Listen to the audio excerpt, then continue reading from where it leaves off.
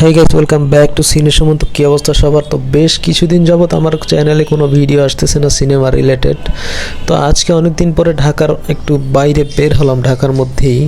তো ভাবলাম যে মধুমিতা সিনেমা হলে কোন সিনেমাটা চলতেছে একটু সব পরিদর্শন করে দেখে আসি।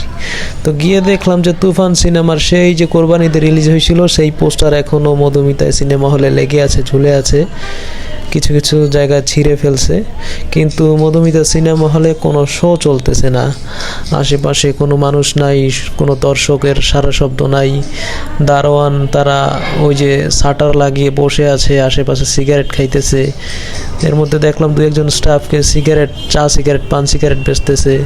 তারপর হলের পাশে ছোট একটা দোকান আছে, ওই দোকানের উপরও দেখলাম তুফান সিনেমার পোস্টার এখনও লাগানো। মধুমিতার কিছু স্টাফকেই দেখতেছিলাম বিড়ি, পান, সিগারেট বেচতে। আর এই সামনে এই যে একজন বাদাম বিক্রি করতেছে।